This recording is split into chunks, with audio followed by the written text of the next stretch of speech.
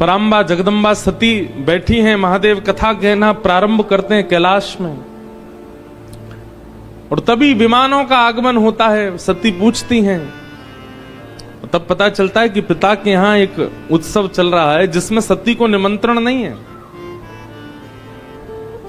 सती कहती हैं कि पिता के यहां, मित्र के यहां, गुरु के यहां तो बिना बुलाए जाना चाहिए। महादेव कहते हैं अच्छी बात है, बिना बुलाए जाना चाहिए, पर यह बात याद रहे वहां जाकर के यदि विवाद होता हो तो नहीं जाना चाहिए। हमें पता है कि हमारे जाने से, हमारी उपस्थित होने से वहां विवाद हो जाएगा, तो फिर क्यों जाना। लेकिन बहुत समझाया, सती नहीं मानी। अब सती का भी स्वभाव ऐसा माताओं का रहता ही है कि पति में और पिता में ज्यादा दिन कलेश रहे ना, मैं बीच में आके कुछ सुलह करवाऊं। सती गई, महादेव ने गणों को भेजा, क्योंकि पता था कि महादेव कौन है, दिव्य दृष्टि है उनकी, वे जानते हैं कि वहां उपस्थित होने से कलेश होगा, इसीलिए गणों को भेजा। और सब कथा आपको पता है कि वहां जाते ही जब देखा कि किसी ने भी प्रेम से चर्चा तक नहीं की, पिता ने तो मुंह फेर लिया सती को देख करके, केवल मां ने बैठ करके बात की। यज्ञ दर्शन करने के लिए जब गई और जब वहां महादेव का स्थान नहीं देखा, क्रोध में भर गई सती, और जितने देवता आए थे सबको सुनाने लग गई। बोले आपको विष्णु नहीं दिखाई दे रहे हैं, ब्रह्मा नहीं दिखाई दे रहे हैं, वे दोनों क्यों नहीं आए? क्योंकि महादेव का स्थान नहीं है, और आप लोग यहां मुंह उठाए चले आए सब।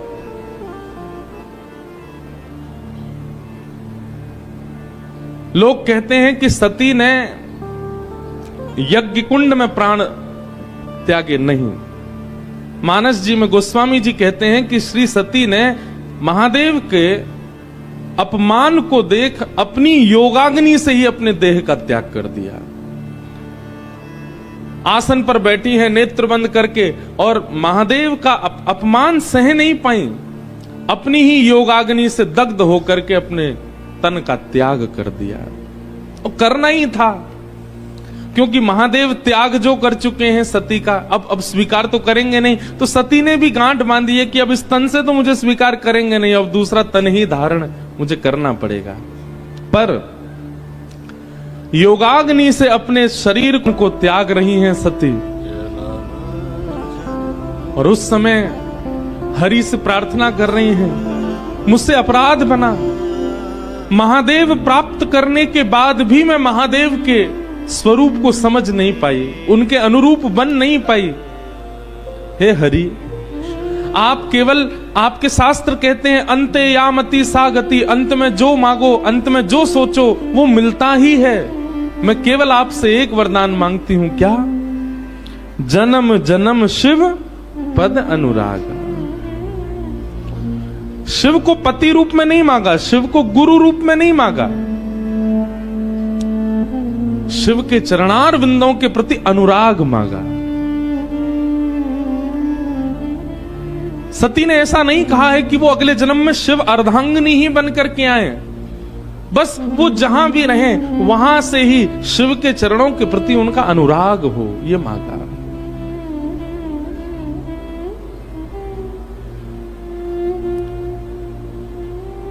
देखते ही देखते यज्ञ के मध्य में पंचाग्नि प्रकट हो गई और सती ने अपने तन का त्याग कर दिया।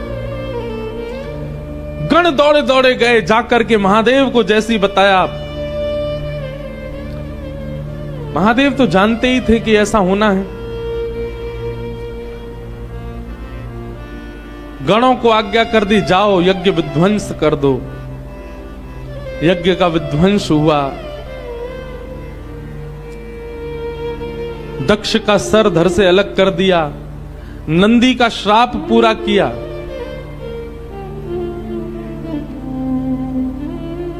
भगवान ने आकर के यज्ञ की रक्षा की। नारायण भगवान ने आकर के शिव के क्रोध को शांत किया। बोले यज्ञ विध्वंस मत करो, हम तो यज्ञ की रक्षा के लिए आते हैं पृथ्वी पर। महादेव सती के श्री विग्रह को लेकर के प्रस्थान करने लगे।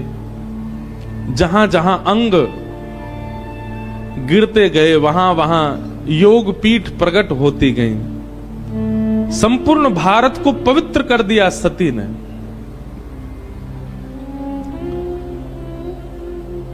इस प्रकार श्री सती मैया महादेव के चरणों में विलीन हो गई और अंत में मांगा गया वरदान सती को फलीभूत हुआ। कैसे? तेहि कारण हिम गिरि ग्रह जाई, तेहि कारण हिम गिरि ग्रह जाई, जनमी पार्वती तन पाई, जनमी पार्वती तन पाई। वही सती अपने अंत में जब शिव चरणारविंदों की कामना करती हैं, अगले जन्म में वही हिमाचल की पुत्री, हिमालय की पुत्री पार्वती के रूप में प्रकट हुई। पराम्बा जगदम्बा श्री पार्वती मैया की, श्री पार्वती जी का प्रादुर्भाव हुआ। बहुत विशेष बात, पार्वती जी के हिमालय में प्रकट होते ही हिमालय का स्वरूप बदलने लगा। हमारे घर में संतान के आने पर घर का व्यवहार, घर का स्वभाव, घर के जनों के मन की स्थिति से पता चलता है कि बालक कैसा है। घर में बालक उत्पन्न होते ही माता पिता के मन में होता है कि अब हम कहीं घूमने जाएं, कुछ ऊधम मचाएं, कुछ उपद्रव करें या कुछ संसारी कामनाओं के प्रति रुचि बढ़ती है, तो कहीं ना कहीं बालक संसारी ही है। लेकिन जिस बालक के उत्पन्न होते ही मन में भाव आए अब रामेश्वरम चलें, अब तो बद्रीनाथ चलें, थोड़ा वृंदावन होके आए, काशी विश्वनाथ प्रणाम करके आए, संत जनों को घर पर बुलाएं, घर बुला करके पधरामनी करवाएं, घर में सुंदरकांड का पाठ कराएं, रामचरितमानस कराएं, बालक के उत्पन्न होते ही ऐसी विचारधारा प्रकट होने लग जाए तो समझ जाना कि भगवत भक्त ही है, क्योंकि उसके आते ही सबकी विचारधाराएं परिवर्तित हो रही हैं। पार्वती जी के हिमालय में प्रकट होते ही, ये हिमालय जहां संतों का निवास अति बताया जाता है, हमें दिखता नहीं है, पर हिमालय में लाखों संत रहते हैं, गिरी कंदरा में रह करके भजन कर रहे हैं। ये कब से प्रारंभ हुआ? जब से पार्वती जी का वहां प्रादुर्भाव हुआ। ऐसी योजनाएं बनने लगी कि वहां भोगी व्यक्ति रह ही नहीं सकता। हिमालय में भोगी व्यक्ति नहीं रह पाएगा, हिमालय में तो योगी ही रह सकता है। और इन योगियों को अपने योग साधना के लिए अनुकूल हिमालय कब से लगने लगा? जब से पार्वती जी का प्रादुर्भाव हुआ।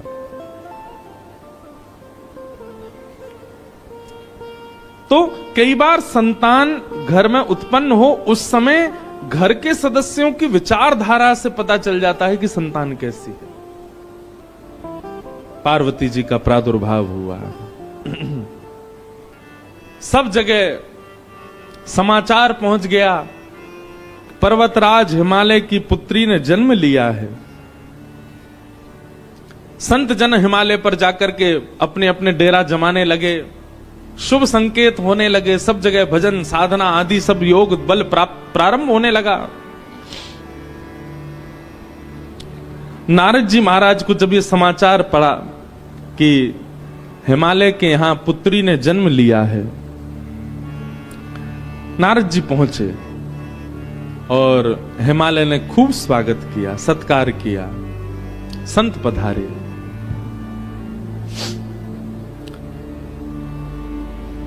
चरणों में प्रणाम करके अपनी कन्या को जैसे ही गोद में दिया,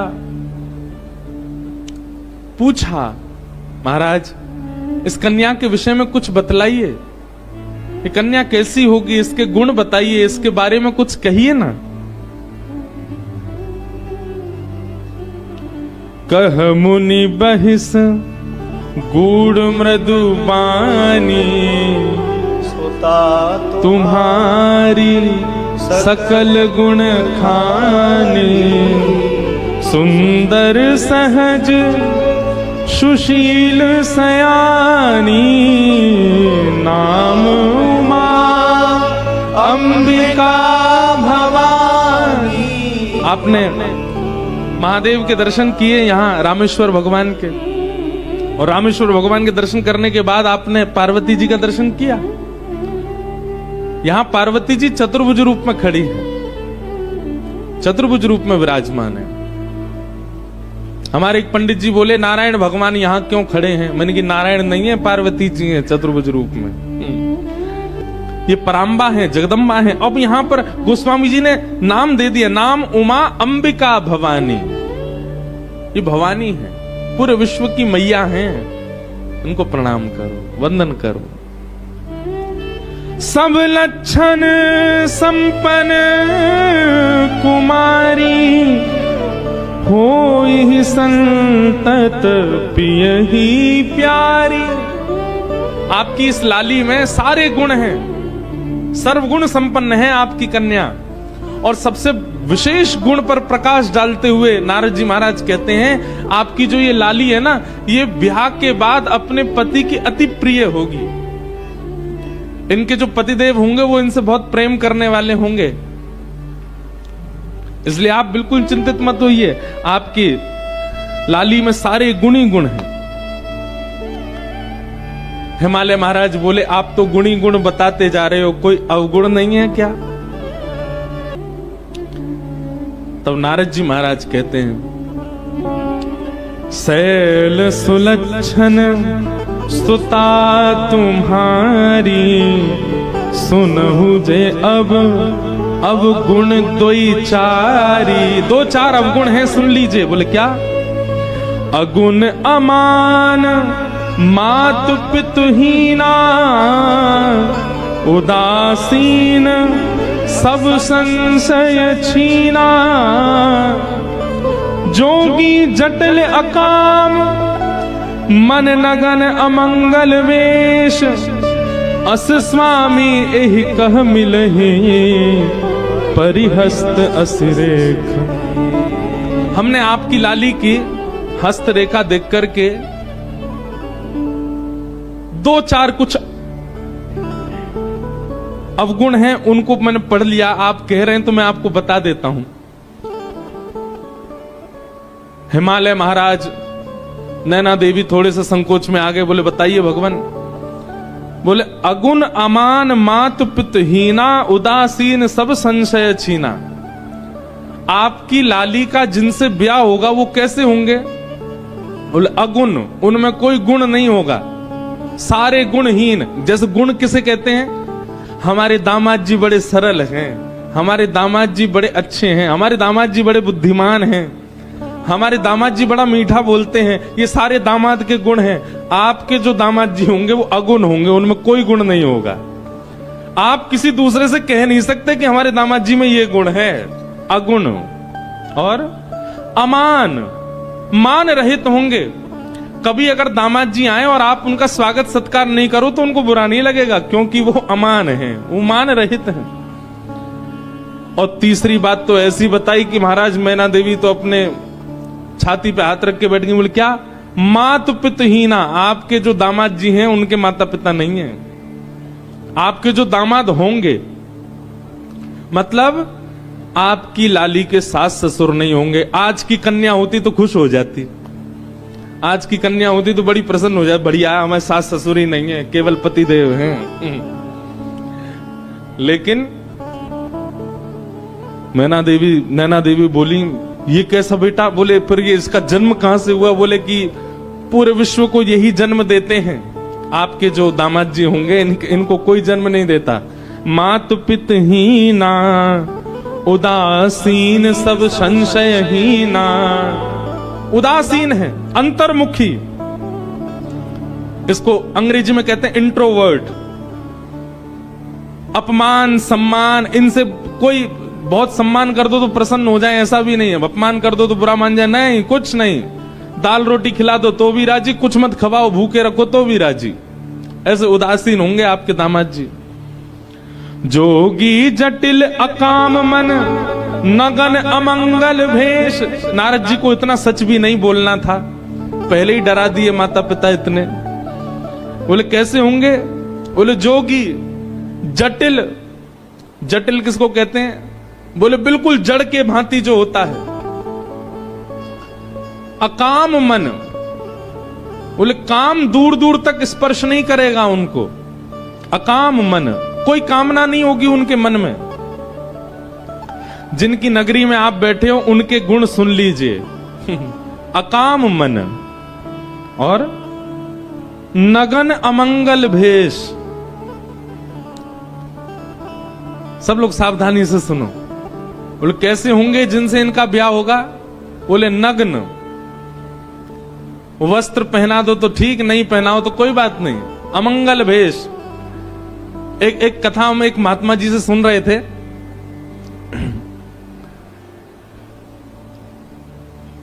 प्रभु श्री राम जब चित्रकूट पहुंचे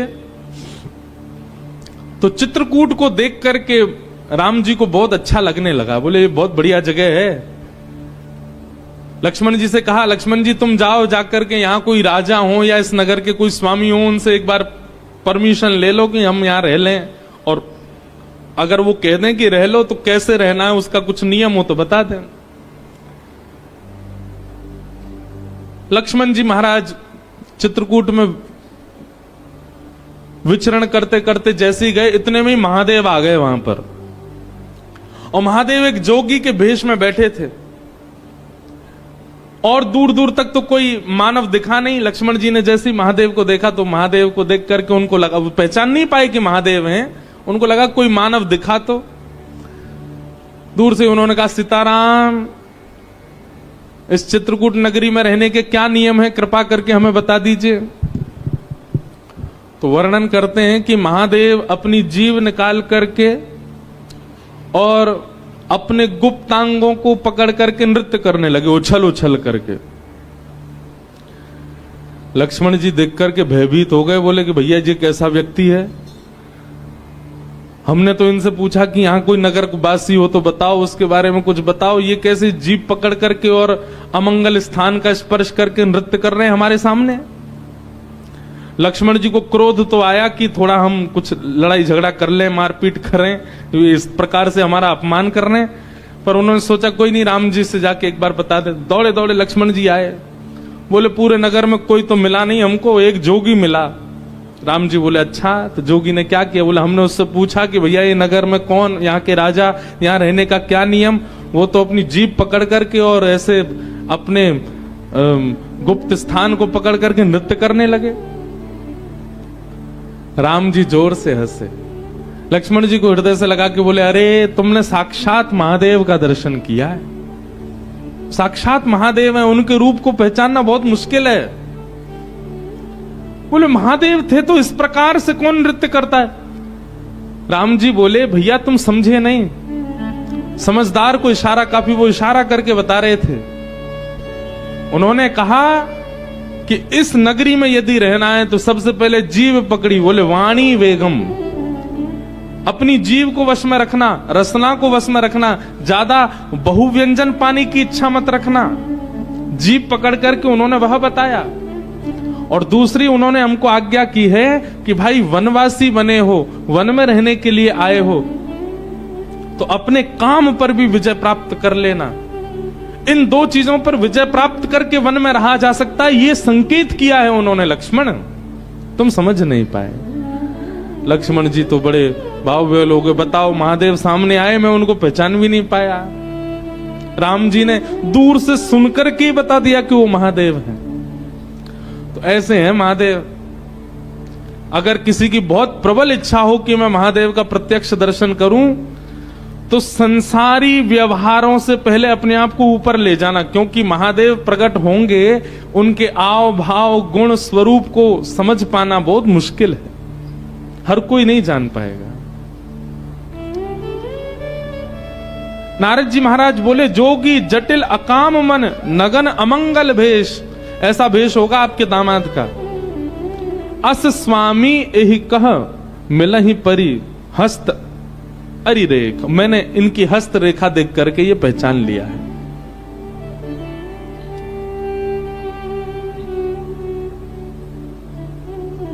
नैना देवी, हिमालय महाराज तो बिल्कुल नेत्रों में आंसू आ गए। ऐसी सुकोमला, ऐसी प्यारी पुत्री और उस पुत्री के लिए ऐसा वर बता रहे हैं। नारद जी कुछ करिए ना, ये तो पूरा माता पिता को जीवन भर यही प्रतीक्षा रहती है कि हमारी बेटी कितनी भी सुंदर हो, कितनी भी योग्य बने, पर उसका दामाद, उसका जो पति हो वो बहुत सुंदर आवे, बहुत सहज आवे, उसके अनुकूल आवे। आप कैसा बता रहे हैं, हमको तो बड़ी घबराहट हो रही है मन में। तब नारद जी महाराज बोले, इसका एक उपाय हो सकता है। क्या? बोले, जितने गुण लक्षण हमको पार्वती जी की रेखा देख करके और इनके मस्तिष्क को पढ़ करके दिख रहे हैं, ये सारे गुण लक्षण यदि किसी दैव पुरुष में हो और उनसे इनका ब्याह हो जाए तो मंगल हो जाएगा। यदि ये सारे अवगुण किसी मानव में होंगे तो वो मानव उचित नहीं है, लेकिन ये सारे गुण लक्षण अगर किसी देव में हो और उनसे इनका ब्याह हो जाए तो मंगलकारी होगा। हिमालय बोले, ये सारे अवगुण किसमें हैं? बोले, इनको अवगुण नहीं है, ये अवगुण संसार में हो तो अवगुण है, पर यही अवगुण यदि किसी देव में चले जाएं तो सारे सद्गुण बन जाते हैं। और ये सारे अवगुण जो यहां सुने गए हैं सब महादेव में घटित होते। महादेव ऐसे ही हैं।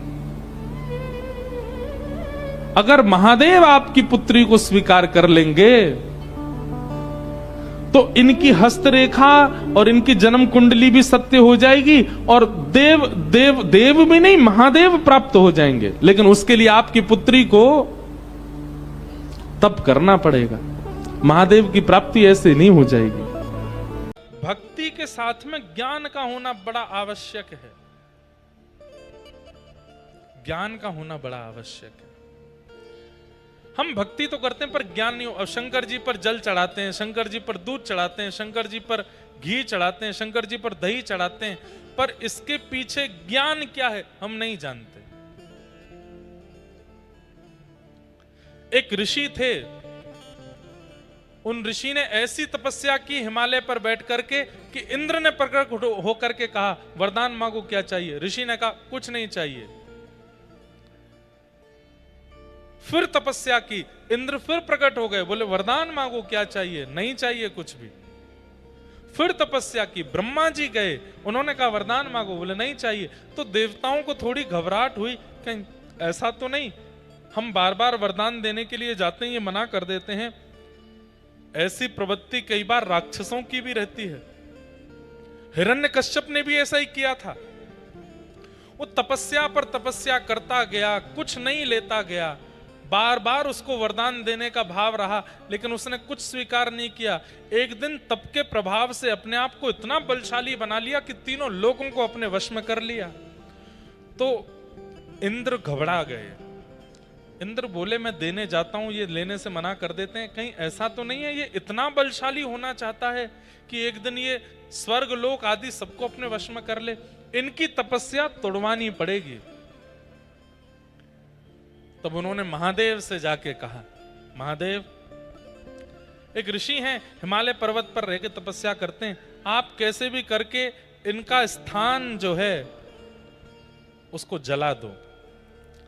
शंकर जी बोले, हमसे क्यों करवा रहे हो ये काम?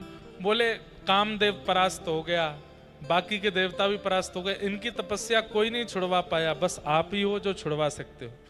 शंकर जी बोले, तपस्या छुड़वानी क्यों है, करने दो। नहीं नहीं भगवान, ये इतना बलशाली हो जाएगा, एक दिन देवलोक को अपने वश में कर लेगा, हम सब इसके बल के सामने सूक्ष्म हो जाएंगे, इसकी तपस्या तुड़वानी है। तो देवताओं के बहुत आग्रह पर भोलेनाथ हैं गए, और वो ऋषि तो गए थे वन में, उनका जो आश्रम था शंकर जी ने उसको अंतर ध्यान कर दिया। जब ऋषि लौट करके आए तो अपना आश्रम जब नहीं देखा तो क्रोध में भर करके श्राप दे दिया, जिसने भी मेरा ये आश्रम जलाया है बिना किसी कारण के, मैंने किसी का बुरा तो नहीं किया, मेरे आश्रम की ये दुर्गति जिसने भी की है मैं श्राप देता हूं, उसके संपूर्ण अंग में अग्नि की तरह ज्वाला प्रकट होगी, जलन होने लगेगी। महादेव का अंग ज्वलनशील होने लगा, पसीना पसीना हो गए, लाल पड़ गया पूरा अंग। खूब गंगा जल डाला, खूब जल डाले, लेकिन किसी भी प्रकार से वो अग्नि शांत नहीं हुई। अग्नि नहीं लगी है, लेकिन अंग में ज्वलनशीलता वैसी ही हो रही है जैसे आग लगने वाले को होती है। तब नारायण के पास जब ये बात पहुंची, तब भगवान ने अपनी परम प्रिया कामधेनु माता को भेजा और कहा, आप अपने थनों से जाकर के दुग्धाभिषेक करो। जैसे ही कामधेनु मैया ने अपने थनों से दुग्धाभिषेक किया, जहां जहां दुग्ध की बूंदें पड़ी, वहां वहां वो अग्नि शांत होती चली गई और महादेव अति प्रसन्न हुए। महादेव ने कहा, किसने भेजा कामधेनु तुम्हें? तब उन्होंने बताया, आपके आराध्य, आप जिनसे अति प्रेम करते हैं, नारायण ने मुझे भेजा। तब से महादेव ने ये नियम बना दिया, मेरे आराध्य ने मुझ पर दुग्ध चढ़ा करके मुझे प्रसन्न किया, आज के बाद जो भी मुझ पर दुग्ध अभिषेक करेगा, जो भी दुग्ध से बनी सामग्री का अभिषेक करेगा, मैं उस पर इतना प्रसन्न हो जाऊंगा कि उसने मेरे प्रिय नारायण की आज्ञा मानी है, वो जो चाहेगा वो वरदान उसको मैं दिया करूंगा। तब से महादेव पर नित्य दुग्धाभिषेक, घृताभिषेक, दही का अभिषेक आदि आदि किया जाता है। भक्ति के साथ ज्ञान नहीं होगा तो भक्ति प्रसन्न नहीं रहेगी, क्योंकि ज्ञान उनका बेटा है। इसलिए आप जो कुछ भी करते हैं, हनुमान चालीसा का पाठ करते हैं, पहले हनुमान चालीसा का ज्ञान ले लीजिए क्या है। आप विष्णु सहस्त्र नाम का पाठ करते हैं, पहले उसका ज्ञान ले लीजिए। आप दुर्गा सप्तशती का पाठ करते हैं, पहले उसका भावार्थ समझ लीजिए, तभी उसका पाठ करना सहायक होगा। लेकिन हम लोग बिना जाने, बिना ज्ञान के भक्ति करते हैं, इसलिए भक्ति प्रसन्न नहीं रहती। ज्ञान का होना जरूरी है। और भक्ति के दूसरे पुत्र का नाम है वैराग्य। वैराग्य का मतलब क्या है? वैराग्य का मतलब घर छोड़ना नहीं। राग रहित व्यक्ति को वैराग्य कहते हैं। सब लोग ध्यान से सुनिए, इधर देखो। जो राग रहित है उसी को वैराग्य कहते हैं। राग रहित मतलब आपने मुझे माला पहनाई और आपके प्रति मेरा इतना वो हो गया, अब आप चाहे कुछ गलत भी करते हो तो भी मैं आपकी प्रशंसा करता हूं, नहीं नहीं ये तो बहुत अच्छे हैं, ये तो बहुत ऐसे हैं, ये राग है। वैराग्य का मतलब क्या है? तुम चाहे मुझे माला पहनाओ, तुम चाहे मुझे गाली दो, तुम्हारे प्रति मेरी कोई दुर्भावना नहीं और कोई सद्भावना नहीं, मैं एक रस हूं, ये वैराग्य है। हम कथा करते हैं, हमको हजारों लोग प्रेम देते हैं, लेकिन हजारों में से सैकड़ों लोग बुरा भला भी बोलते हैं, लेकिन दोनों के प्रति एक ही भावना रखना, यह वैराग्य है। एकनाथ जी की चर्चा हुई। श्री एकनाथ जी महाराज पर एक मुस्लिम व्यक्ति ने, सबने कथा सुनी है, 108 बार अपने मुख का झूठन थूका, लेकिन एकनाथ जी उसके प्रति सम ही रहे। जो प्रसन्नता माला पहनाने वाले के प्रति एकनाथ जी की रहती थी, वही प्रसन्नता से उसको भी देख रहे थे। इसको वैराग्य कहते हैं। हम लोग ऐसे नहीं हैं। कोई हमारे प्रति अनुकूल है तो हम अनुकूल व्यवहार करते हैं, और कोई हमारे प्रति प्रतिकूल है तो हम उसके प्रति प्रतिकूल ही रहते हैं। वैरागी व्यक्ति कैसा होता है? अनुकूल प्रतिकूल दोनों के प्रति सम रहे। श्री दत्तात्रेय भगवान के 24 गुरु हैं। श्री दत्त प्रभु ने वैराग्य भाव की स्थापना की, इसलिए उनको दिगंबर कहते। इसलिए आप कभी भी दत्त प्रभु के अनुयायियों से मिलोगे, जैसे हम जय श्री कृष्ण कहते हैं, जय सिया राम बोलते हैं, वो बोलते हैं दिगंबरा। दिगंबरा मतलब आकाश ही जिसके वस्त्र हैं वो दिगंबर। जो कुछ नहीं पहनता, आकाश को ही पहन करके रहे, वो दिगंबर है। आकाश को पहन के रहे, वस्त्र ना पहने, इसका मतलब क्या है? जो किसी के उढ़ावे में ढके ना, सदा मुक्त है, उसको दिगंबर कहते हैं। हम सब मुक्त नहीं, हम सब बंधन में हैं। किसी के ऊपर व्यसनों का बंधन है, कोई व्यसन के बंधन में बंधा हुआ है। किसी के ऊपर संबंधों का बंधन है, किसी के ऊपर धन का बंधन है, किसी के ऊपर यश कीर्ति मान प्रतिष्ठा का बंधन है। हम सब बंधनों में बंधे हैं, मुक्त नहीं है हम लोग। भक्ति क्या करती है? धीरे धीरे धीरे धीरे मुक्त कर देती है। धन नहीं है तो भी कोई दिक्कत नहीं, यश नहीं है तो भी कोई दिक्कत नहीं, अपमान है तो भी कोई दिक्कत नहीं, संबंधी है तो भी कोई दिक्कत नहीं, संबंधी छोड़ के चला गया तो भी कोई दिक्कत नहीं, सब में सम। इसी को वैराग्य कहते हैं।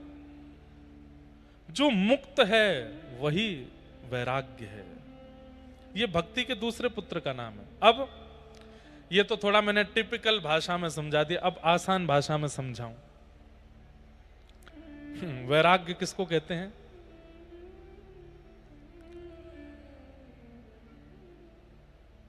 घर छोड़ना वैराग्य नहीं, घर में रहते हुए किसी के प्रति आसक्त ना रहना ये वैराग्य है। 56 भोग सामने रखे हैं लेकिन उन पर मन का ना ललचाना ये वैराग्य है। करोड़ों रुपयों से भरी हुई कोई सामग्री आपको मिल गई लेकिन उसके प्रति भी लोभ ना आना ये वैराग्य है। परम सुंदरी स्त्री या परम पुरुष का दिख जाना और उसका आपके प्रति अनुकूल व्यवहार होने पर भी उसके प्रति रति ना होना ये वैराग्य है। ये वैराग्य है। वैराग्य का मतलब क्या है? वस्तु का त्याग नहीं, वस्तु के प्रति इच्छा का त्याग, उसको वैराग्य कहते हैं। हम हलवा नहीं खाते,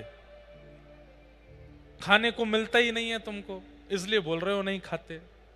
कई लोग अपने नाम के आगे ब्रह्मचारी लगा देते हैं, ये ब्रह्मचारी हैं। क्यों? इन्होंने ब्याह नहीं किया। अब दो बातें, ब्याह किया नहीं था कि प्रयास बहुत किया लेकिन मिला कोई नहीं। कोशिश तो बहुत करी, रिज्यूम बहुत जगह भिजवाए थे, वो नहीं रिज्यूम नहीं, क्या बोलते हैं उसको, बायोडाटा बहुत जगह भिजवाया था। इतने पढ़े हैं, इतने लिखे हैं, इतने बड़े बाल हैं, सुनहरे बाल हैं, इतना खाते हैं, इतना पीते हैं, ऐसे रहते हैं, ये हॉबीज हैं, इतनी हाइट है, थोड़े से सांवले हैं लेकिन रोज क्रीम लगाते हैं, एक दिन हो जाएंगे गोरे, हमसे ब्याह कर लो। सामने वाले ने रिजेक्ट कर दिया। 1 रिजेक्शन, 2 रिजेक्शन, 5, 10 रिजेक्शन, 25, 30 रिजेक्शन जब हो गए तो अपने मन को समझाने के लिए, तू रिजेक्टेड नहीं है तो तू सन्यासी है बेटा, तू विरक्त है। ब्रह्मचारी, हम ब्रह्मचारी हैं, 40 साल के हो गए, हमने ब्याह नहीं किया। अब सुनने वाले वो हो ब्रह्मचारी ब्रह्मचारी, लेकिन अंदर की बात कौन जाने, प्रयास तो बहुत किया पर किसी ने हाँ ही नहीं करी थी। ये ब्रह्मचर्य नहीं है। ब्रह्मचारी किसको कहेंगे? असंख्य सुंदरी नारियां आ गई थीं लेकिन फिर भी अपने मन को एकाग्र करके निकल पड़े उस रास्ते से, किसी के प्रति मन ना जाने दिया, वो ब्रह्मचारी है। वैराग्य का मतलब क्या है? वस्तुएं अनेक प्रकट हो गई लेकिन प्रकट वस्तुओं के प्रति मन का ना ललचाना, इसको वैराग्य कहते हैं। वस्तु का त्याग वैराग्य नहीं होता, वस्तु के सन्मुख होते हुए भी उसके प्रति इच्छा ना होना, ये वैराग्य।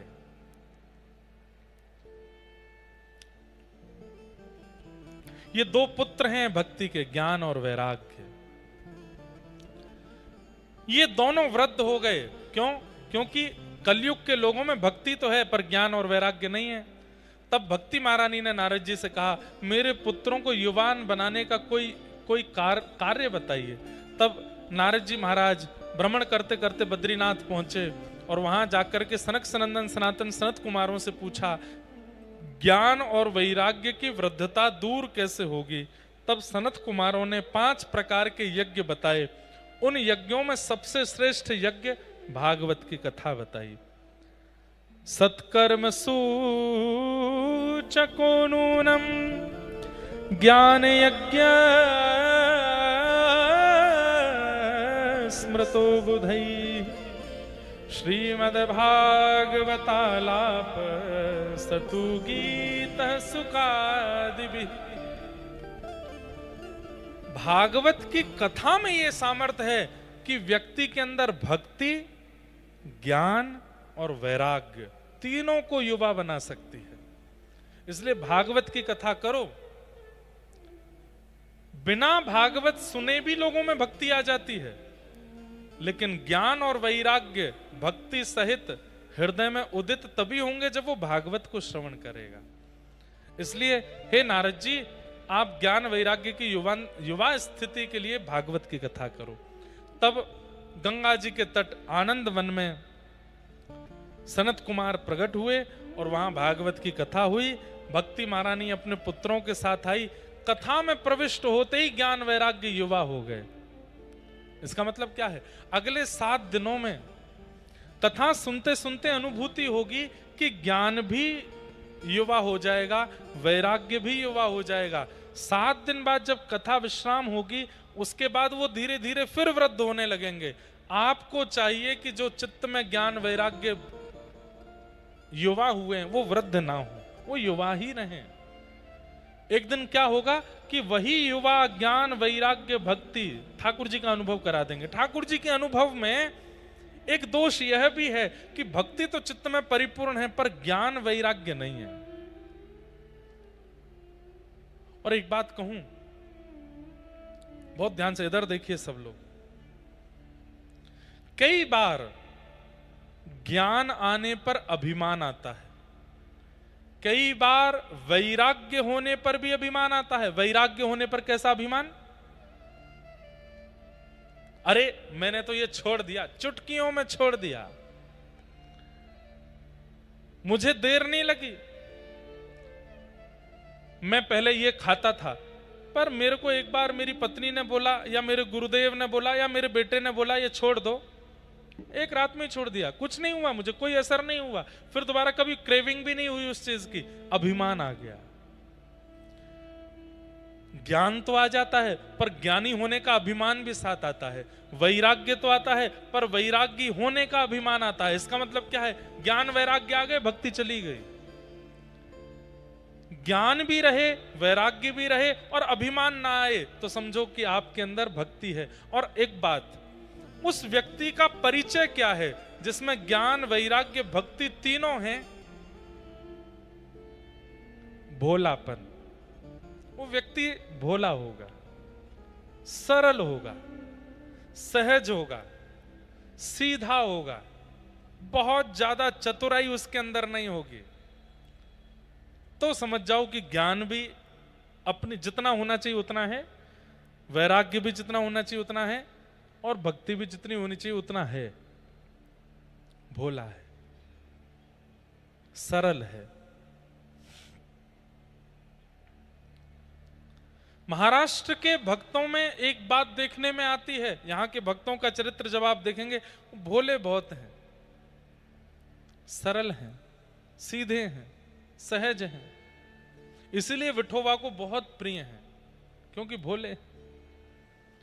तो ज्ञान वैराग्य और भक्ति अगर तीनों किसी के अंदर विद्यमान हैं, तो उसके अंदर सौम्यता, सरलता, भोलापन, सहजता ये स्वाभाविक रूप से आने लगेगी। अब माता पिता की सेवा कर रहा है पुंडलीक, और द्वार पर आकर के पंडरीनाथ भगवान खड़े हो गए हैं।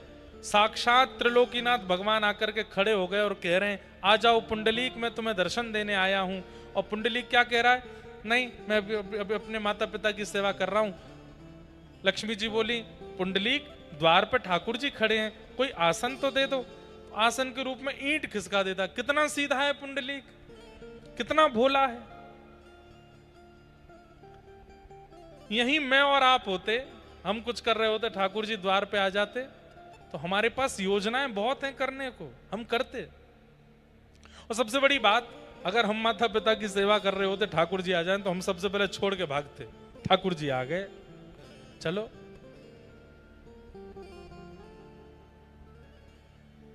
पर पुंडलीक नहीं गया, क्यों? भोला है, सीधा है। तो इसलिए इन 7 दिनों में ज्ञान, वैराग्य और भक्ति तीनों को चित्त में स्थापित कीजिएगा, और ये देखते रहिएगा कि आप यदि सरल हो, आप यदि सहज हो, आप यदि भोले हो, आपके अंदर चतुराई ज्यादा नहीं है, इसका मतलब जितना ज्ञान होना चाहिए उतना है, जितना वैराग्य होना चाहिए उतना है, जितना भक्ति होनी चाहिए उतनी चित्त में है, तभी आप इतने सरल सहज और भोले हो। कथा सुनते ही तीनों युवा हो गए। भक्ति सुतौ तौ तरणौ गृहीत्वा प्रेमैकरूपा सहसा विरासी। श्री कृष्ण गोविंद हरे मुरारे नाथेति नामानि मुह वदन्ति। भक्ति महारानी ज्ञान वैराग्य के साथ युवा हो गए और भागवत की कृपा से ज्ञान वैराग्य भक्ति सबके चित्त में स्थापित हुई। तो भागवत जी का पहला महात्म क्या है कि भक्ति ज्ञान वैराग्य तीनों युवा होते हैं कथा सुनने से। अब भागवत जी के दूसरे महात्म में चलते हैं। बस हम 10-15 मिनट में और कथा कहेंगे। कल से तो कथा का समय नियमित रहेगा 4, 4:15 से 7। आप सब लोग 3 बजे ही आ जाना। हाँ, गर्मी तो बहुत है बाहर, गर्म हमारे यहां से ज्यादा गर्म है यहाँ पर, लेकिन आप गर्मी सह के आ जाना, ठंडक हम दे देंगे, शीतलता हम दे देंगे खूब। ये हमारा काम है, कथा सुना करके, प्रेम भक्ति सुना करके। अभी तो पहला दिन है, अभी तो धीरे धीरे खूब रस बढ़ेगा। पहले दिन तो पहचान ही होती है, आप मुझे पहचानो मैं आपको पहचानूं, धीरे धीरे पहचान बढ़ेगी और प्रेम रस प्रकट होगा चित्त से। दूसरी बात बहुत ध्यान से सुनिएगा। नारद जी महाराज ने प्रश्न किया, के विशुद्ध्यन्ति वदन्तु मह्यम सप्ताह यज्ञेन कथामयेन। कथा सुनने से कौन कौन से पाप दूर होते हैं, कृपा करके हमें बताओ। मतलब कौन कौन से पाप करने वाले लोग अगर कथा सुनने आ जाएं तो वो पाप मुक्त हो जाते हैं। तब यहां पर बता रहे हैं, अगर आपसे भी कोई हो गया हो तो समझ लीजिएगा। हाँ? ये मानवा पाप कृतस्तु सर्वदा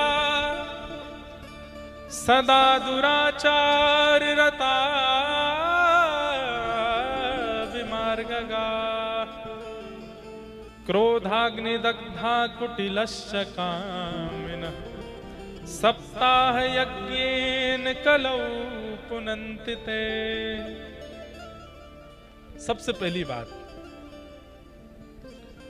जिसने अपने जीवन में सारे पाप किए हैं, ये मानवा पाप कृतस्तु सर्वदा, कोई पाप ना छोड़ा हो, अगर वो भी कथा में आकर के बैठ जाए और पहले दिन ही संकल्प ले ले कि हे भागवत जी, मैंने बहुत पाप किए हैं लेकिन मैं अब पवित्र होना चाहता हूं, मैं संकल्प लेता हूं जीवन में दोबारा कभी पाप नहीं करूंगा, बस आप मुझे पवित्र कर दीजिए। आप ये संकल्प ले लीजिए कि मैं दोबारा पाप नहीं करूंगा, और ऐसा संकल्प लेके 7 दिन की कथा सुनो, आज तक जितने पाप बने सब नष्ट हो जाएंगे। एक कथा सुनाऊं। एक ब्राह्मण थे, उनके यहां एक सेवक काम करता था। सब लोग इधर देखो। उस सेवक की मृत्यु हो गई। मृत्यु होने के बाद वो सेवक यमलोक गया, यमदूत बन गया।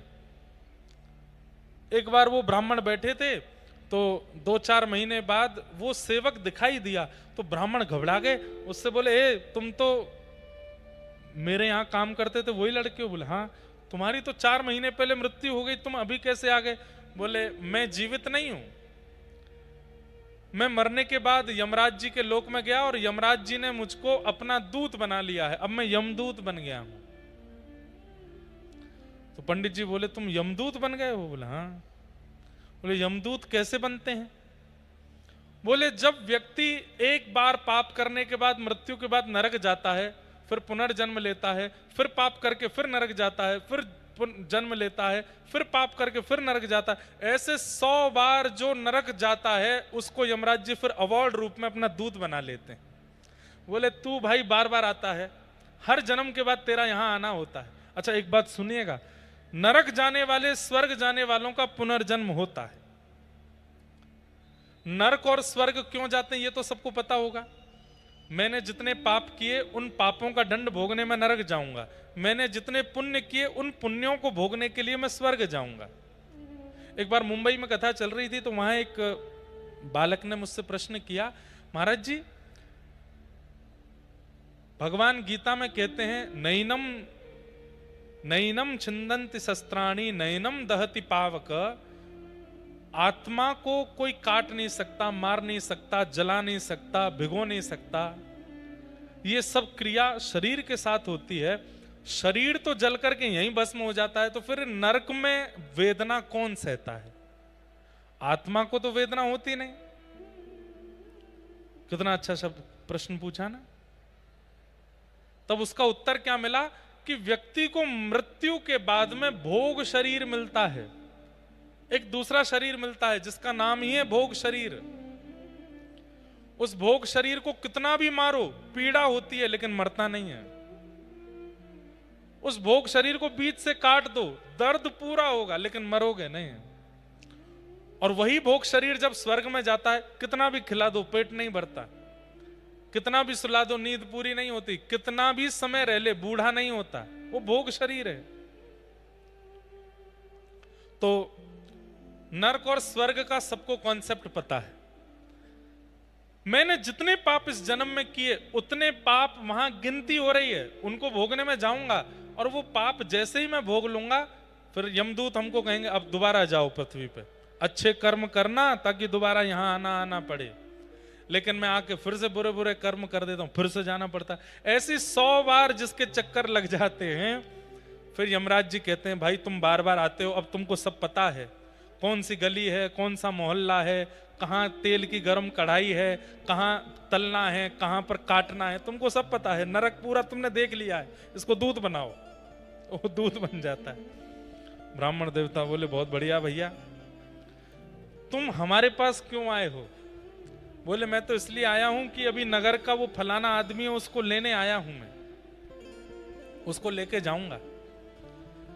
तो बोले वो आदमी तो अभी मेरे पास बैठा था। बोले हाँ अभी उसका 5 मिनट और बचे हैं, उसके पेट में दर्द होगा, प्राण निकलेंगे, लेके मैं जाऊंगा उसको। मैंने सोचा अपने ही गांव में जा रहा हूं तो आपसे मिलने आ जाऊं। पंडित जी बोले बड़ी कृपा, भैया एक काम करोगे? बोले क्या? हमको बिना मरे नरक का दर्शन करा सकते हो? व्यक्ति बोला बिना मरे तो संभव नहीं है। बोले एक बार देख लो, तुमने हमारे यहां नौकरी करी है, इसका हमको कुछ दे दो, ऐसे एक बार बिना मरे हमको नरक दिखा दो। बोले मैं यमराज जी से पूछूंगा, वैसे तो संभव नहीं है लेकिन वो आज्ञा करेंगे तो हो सकता है।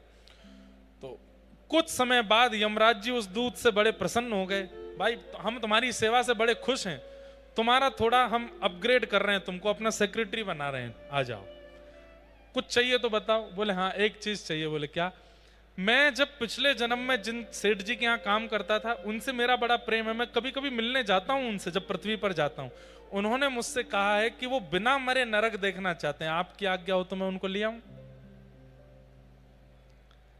यमराज जी बोले चलो तुमने मांगा है तो ठीक है, ले आओ उनको, एक बार नरक दर्शन कराओ, सो रहे हैं उठा लाओ। सोते हुए उन ब्राह्मण देवता को वो दूत उठा के ले गया। जैसी आंख खुली तो महाराज विशाल भयंकर नरक, नरक में एक नदी बहती है, उसका नाम है वैतरणी। शास्त्रों में वर्णन है कि उस वैतरणी नदी से इतनी बड़ी दुर्गंध आती है कि कोई व्यक्ति अगर उस दुर्गंध को एक बार सूंघ ले तो उसके प्राण वहीं निकल जाएंगे। लेकिन वहां प्राण नहीं निकलते, सूंघते ही रहना पड़ता है। उस वैतरणी नदी में जल नहीं है तो शरीर से निकलने वाला रक्त, शरीर से निकलने वाला मांस, शरीर से निकलने वाला सफेद मवाद, उसकी नदी है वो। वमन होने लगे, ऐसी स्थिति है नरक की। पंडित जी महाराज जैसी नरक पहुंचे, देखते ही उन्होंने दूत किया। बोले मुझे नहीं देखना, मैं बस प्रथम दर्शन में ही बस हो गया मेरा काम, मुझे ले चलो यहां से। बोले नहीं नहीं अब तो दिखाएंगे, चलो। बोले ये क्या है? तो सारे नरक का वर्णन किया। जब व्यक्ति किसी के साथ छल करता है तो उसके साथ ऐसा होता है, व्यक्ति किसी को धोखा देता है तो उसको ये पीड़ा मिलती है, व्यक्ति जब निर्दोष जानवरों को मार के खा जाता है तो उसके साथ ऐसा होता है, ऐसा सब दिखाया। पंडित जी महाराज नाक पे हाथ धरे पूरे नरक में घूमे, अंत में यमराज जी के पास गए। यमराज जी से जाकर के कहा हमने देख लिया, अब हम कभी नरक नहीं आना चाहते। बोले नरक तो आप आओगे, मृत्यु के बाद आपको 2 मिनट के लिए नरक आना पड़ेगा। बोले मैंने तो कोई पाप किया ही नहीं। बोले एक पाप किया है आपने। बोले क्या पाप किया? बोले तुम्हारे गांव में एक जूता बनाने वाला रहता है, तुमने उससे अपने पैर के जूते बनवाए, उसने तुमको 2 रुपया 20 पैसा कहा था कि इतना दे दो, इतने में बने हैं। तुमने उसको 2 रुपया दिया और कहा भाई तुम गांव के आदमी हो, हम ब्राह्मण हैं, 20 पैसा क्यों चाहिए तुमको, छोड़ दो, 20 पैसा ऐसे ही छोड़ दो। वो कहता रहा मैं गरीब ब्राह्मण, मैं गरीब हूं, मेरा घर नहीं चलेगा, 2 रुपया 20 पैसा है, 20 पैसा भी दे दीजिए। तो तुमने उसको मना कर दिया 20 पैसा नहीं देंगे। तो 20 पैसा ना देने का पाप भोगने के लिए तुमको नरक आना पड़ेगा। किसी की कमाई, किसी का अधिकार तुमने खाया है, तुमको भोगना पड़ेगा। तो बोले मैं एक बार आ गया हूं, आप अभी मुझको दंड दे दीजिए, उसका जो भी दंड होता हो। तो बोले किसी के अधिकार का पैसा खाने से दंड मिलता है, एक बिलांद, इतना होता है एक बिलांद, एक बिलांद चमड़ी उछाली जाएगी। उल्टे हो जाओ। वो ब्राह्मण उल्टे हो गए और यमदूतों ने एक बिलांद चमड़ी उनकी निकाल ली और बहुत वेदना हुई, रक्त निकला।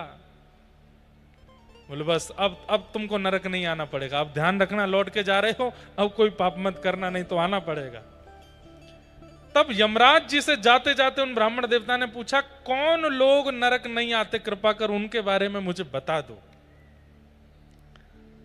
तो वैसे भागवत जी में इसका श्लोक लिखा है अजामिलोपाख्यान में, लेकिन इस कथा में यमराज जी क्या कहते हैं, जो व्यक्ति नित्य तिलक धारण करता है, जो व्यक्ति नित्य अपने गले में कंठीमाला पहनता है और राम नाम, कृष्ण नाम, राधा नाम, नारायण नाम और गुरु प्रदत्त मंत्र नित्य जाप करता है, एकादशी व्रत का नियम पालन करता है, सत्संग कथा कीर्तन श्रवण करता है, उसको नरक नहीं आना पड़ता। कितना इजी है ना, कितना आसान है। लेकिन ये करने में भी लोगों की शामत आ जाती है, नहीं करते। तिलक लगाना है पर अपने आप पहुंच लेते हैं, नहीं लगाते उसको। कंठी माला पहननी है। एक बार अभी 2 साल पहले ही नासिक में कथा थी मेरी, वहां एक भैया मुझसे क्या बोलता है, महाराज जी कंठी पहनने के बाद प्याज नहीं खानी चाहिए। मैंने कहा नहीं। हम ऐसा कर सकते हैं। मैंने कहा कैसा? कंठी उतार के प्याज खा लिया करें और फिर खाने के बाद फिर कंठी पहन ले। मैंने कहा वाह, मैंने कहा बहुत बढ़िया। मैंने कहा ये तो वही हो गया कि ब्याह के बाद बहू बोली कि मैं मंगलसूत्र उतार के दूसरे के संग घूमे आती हूं, आके फिर मंगलसूत्र पहन लूंगी। ऐसा थोड़ी होता है। हम लोग बड़े विचित्र हैं, अपनी अनुकूलता देख करके सब क्रिया कर लेते हैं। नहीं, माथा सूना नहीं रखना चाहिए, चाहे बहनें हो चाहे भाई हो। चाहे एक टीका लगाइए, और अगर दीक्षा हो गई है तो अपने गुरुदेव का तिलक लगाइए, लगाना चाहिए आपको। सूना माथा नहीं रखना चाहिए। कई संप्रदायों में माताओं को तिलक लगाने का अधिकार नहीं है, तो बिंदी लगाइए, कुछ तो लगाइए। आपका माथा सूना नहीं रहना चाहिए किसी भी परिस्थिति में। आज जिन लोगों का सूना है वो लोग शर्माओ मत, कल से लगा लेना, नित्य तिलक धारण करो। तिलक धारण करने की महिमा क्या है? एक बार एक बड़ा पापी व्यक्ति यमलोक से यमदूत भेजे गए इसको लेने के लिए। उसके जैसे ही प्राण निकलने वाले थे, उसी समय पेड़ के ऊपर बैठे हुए एक पक्षी ने विष्ठा की और वो विष्ठा उसके माथे पे आके गिरी और माथे से ही तिलक बन गई। जैसे ही यमदूत उसको लेने आए, विष्णु दूतों ने आकर के रोक दिया, बोले इसको नहीं ले जा सकते। बोले क्यों? देख नहीं रहे माथे पे तिलक लगा है? तब यमदूतों ने कहा, बोले तिलक नहीं है, ऊपर बैठे हुए किसी पक्षी ने विष्ठा कर दी है। बोले कुछ भी हो, देखने में तो तिलक जैसा ही लग रहा है, इसको नरक नहीं ले जा सकते, अब तो ये विष्णु लोक ही जाएगा।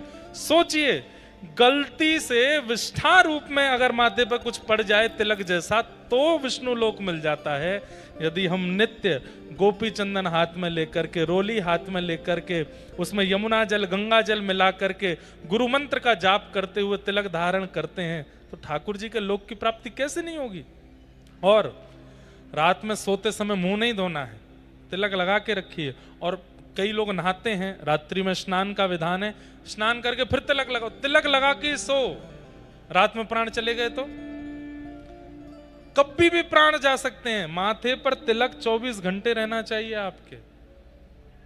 दूसरा, गले में कंठी माला। हम सब पिंड हैं। पिंड किसको बोलते हैं? हम सब ठाकुर जी की प्रसाद हैं, भोग हैं। जैसे वड़ा पाव में अंदर वड़ा होता है ना, वड़ा, हम सब भी वड़ा हैं। लेकिन ठाकुर जी का एक नियम है कि जैसे वड़ा पाव वाले पाव के साथ वड़ा खाते हैं, ठाकुर जी तुलसी पधरा के वड़ा पाते हैं। हम सब वड़ा हैं, अगर तुलसी नहीं धारण करेंगे तो ठाकुर जी पाएंगे कैसे? नित्य तुलसी पहनो गले में, तिलक लगाओ, तुलसी धारण करो।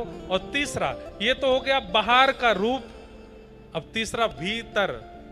भीतर क्या करना? बोले मन में ठाकुर जी को बसाओ, बुद्धि में ठाकुर जी को बसाओ और जिह्वा से निरंतर नाम गाते रहो।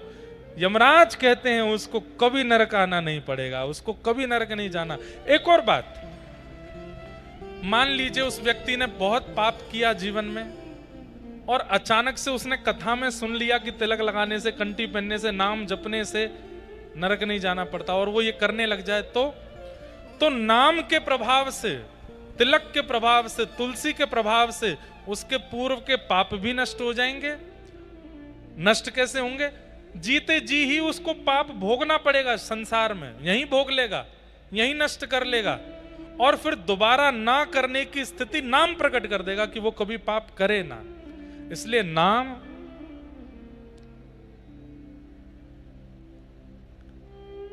मुख पे हो राम नाम, साधु सेवा हाथ में, तू अकेला नहीं प्यारे, राम तेरे साथ में।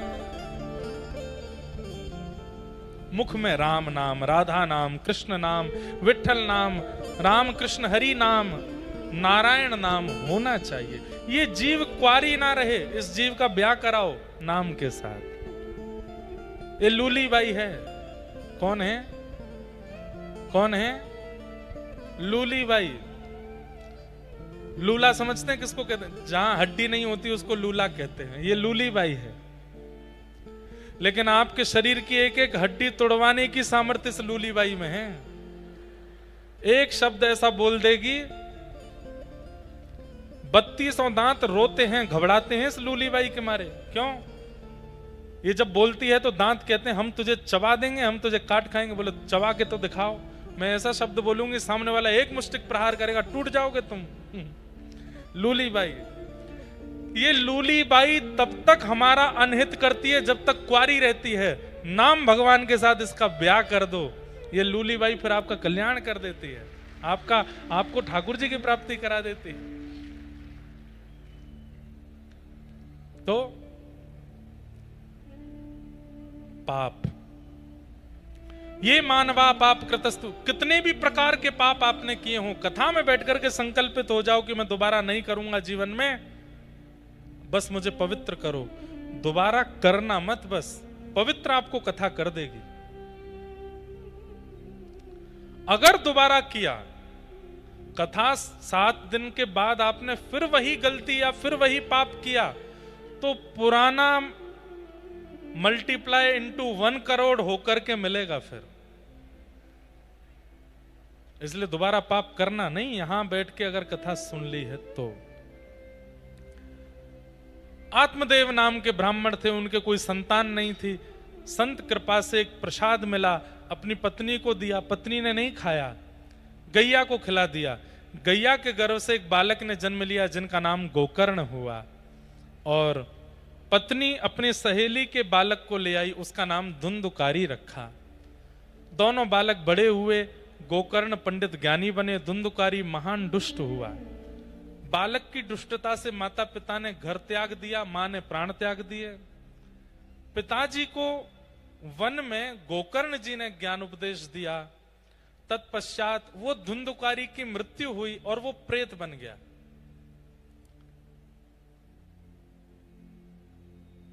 प्रेत बनने पर मुक्ति कैसे हो? कहते हैं जिसको नरक में भी स्थान नहीं मिलता वो प्रेत बन जाता है, और प्रेत योनि नरक योनि से भी ज्यादा खराब है।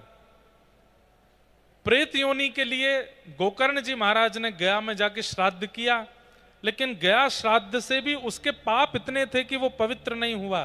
तब सूर्य नारायण भगवान से पूछा कि महाराज इसकी मुक्ति कैसे होगी? तब सूर्य नारायण भगवान ने आज्ञा करके बताया, श्रीमद् भागवत की कथा कराओ। श्रीमद् भागवत की कथा में यह सामर्थ्य है कि अत्यंत घोर प्रेत योनि में पड़ा हुआ व्यक्ति भी मुक्त हो जाएगा। तब भागवत की कथा हुई, और श्रीमद् भागवत की कथा से, गोकर्ण जी महाराज के कथन से धुंधुकारी प्रेत योनि से मुक्त हुआ। 7 दिन में मुक्त होकर के भगवत धाम को प्रस्थान कर गया। बोलो भागवत महापुराण की। एक राजा थे, वो राजा नित्य भगवान शिव पर बिल्व पत्र चढ़ाते थे, शिव के बड़े अनन्य भक्त थे। परंतु जिस नगरी के वो राजा थे, उस नगरी में एक शिव का और भक्त रहता था, वो भी परम भक्त था। बहुत ध्यान से सावधानी से सुनिएगा।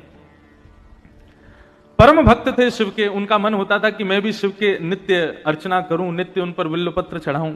एक बार उन्होंने विचार किया कि बेल पत्र का सबसे सुंदर वन कहां है। तो किसी ने उनको बताया कि भैया बिल्व पत्र का सबसे सुंदर वन जो है वो राजा के बगीचे में है। वो राजा नित्य बेलपत्र चढ़ाते हैं, उनके बगीचे के बिल्वपत्र सबसे सुंदर हैं। बोले राजा के यहां से बिल्वपत्र कैसे लिया जाए? क्योंकि वैष्णवों की और शैवों की एक आदत होती है, वो कोई भी सुंदर वस्तु का दर्शन करते हैं तो उस सुंदर वस्तु को अपने प्रयोग में ना लेकर के वो अपने इष्ट को प्रदान करने का भाव ज्यादा रखते हैं। ऐसे कई शैव भक्त हुए, उनके मन में यह भाव होता है कि कुछ भी वस्तु हो वो अच्छी से अच्छी हमारे ठाकुर जी को मिले। आजकल के भक्त कैसे होते हैं, हम अच्छा रहें, हम अच्छा खाएं, हम अच्छा पहने, और ठाकुर जी कैसे भी रहो।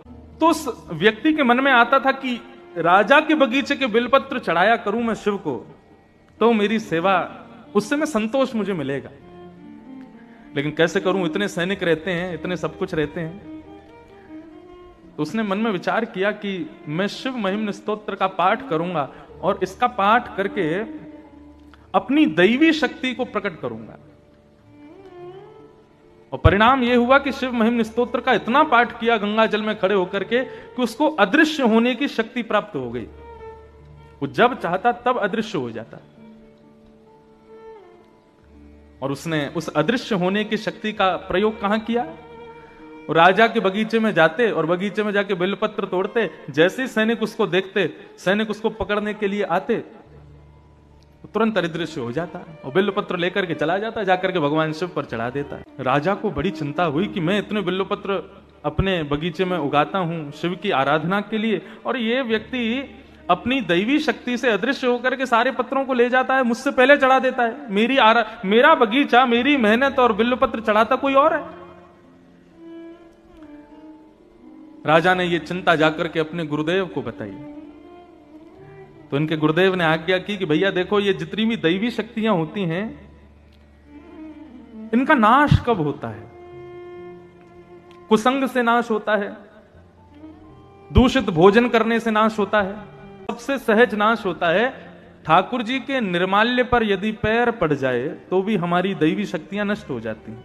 निर्माल्य मतलब ठाकुर जी के गले में चढ़ा हुआ पुष्प है, पत्र है, प्रसाद है, यदि उस पर आपका पैर लग गया तो पैर लगते ही आपकी दैवी शक्ति नष्ट हो जाएगी। हाँ, केवल इतना है कि जहां मंदिर परिसर है, मंदिर परिसर में अगर चढ़ जाए, पैर कहीं लग जाए ठाकुर जी के निर्माल्य पर, तो दोष नहीं है। मंदिर से बाहर यदि ठाकुर जी के निर्माल्य पर आपने पैर रख दिया तो वो घातक है। राजा ने जब ये बात सुनी कि निर्माल्य पर पैर रखने से दैवी शक्ति नष्ट होती है, तो शंकर जी के ऊपर चढ़े हुए बिल्व पत्रों को लेकर के राजा गए और जाकर के अपने पूरे बगीचे में फैला दिया। अर्धरात्रि का समय होगा, जब वो भक्त आएगा, वो चोर आएगा, उसको पता नहीं होगा, वो निर्माल्य पर पैर रख देगा तो उसकी शक्ति नष्ट हो जाएगी। अर्धरात्रि का समय, नित्य की सेवा के लिए, बिल्व पत्र तोड़ने के लिए जैसे ही बगीचे में उसने प्रवेश किया, उसको पता नहीं था, शिव पर चढ़े हुए निर्माल्य पर जैसे ही चरण रखा, उसकी अदृश्य होने की शक्ति नष्ट हो गई।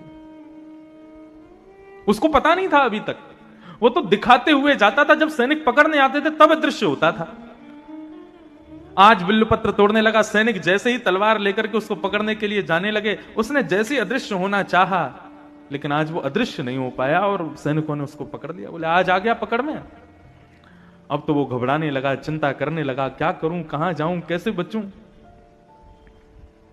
सैनिकों ने राजा को बता दिया, बोले कि आज हमने उसको बंदी बना लिया है, पकड़ लिया है। राजा उसको मारने के लिए जैसे ही समीप आने लगे, उस भक्त ने नेत्र बंद करके महादेव का स्मरण किया और स्मरण करते हुए कहने लगा, हे महादेव, मानता हूं कि मैंने चोरी की है, लेकिन किसकी की? पत्र की है। किस लिए की? आपकी आराधना के लिए की है।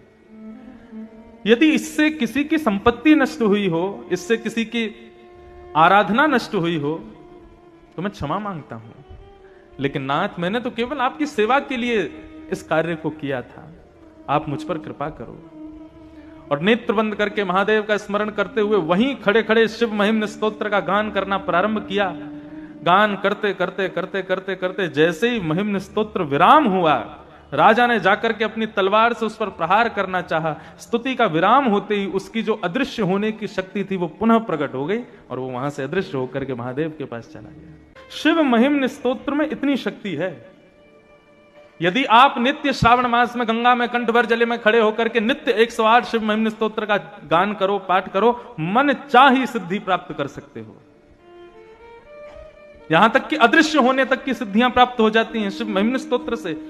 ऐसे स्तुतियों के राजा हैं शिव महिम्न स्तोत्र, लेकिन वो शिव भी किसकी आराधना करते हैं? हमारे श्री कृष्ण की, हमारी श्री किशोरी जी की आराधना करते हैं, हमारी श्री लाडली जी का नाम गाते हैं। हमारे ओरछा में परम विद्वान श्री हरिराम व्यास जी का प्रादुर्भाव हुआ है, बहुत ध्यान से सुनिएगा।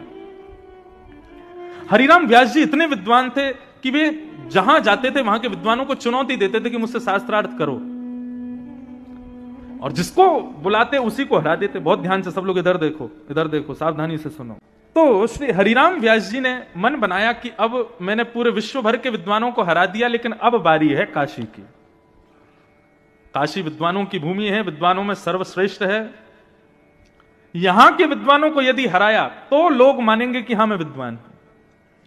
हरिराम व्यास जी अपने सब चेले चपाड़ों के साथ में काशी आ गए और काशी में आकर के महाराज उन्होंने ऐलान कर दिया कि यहां के जितने विद्वान हैं सबको चुनौती देता हूं।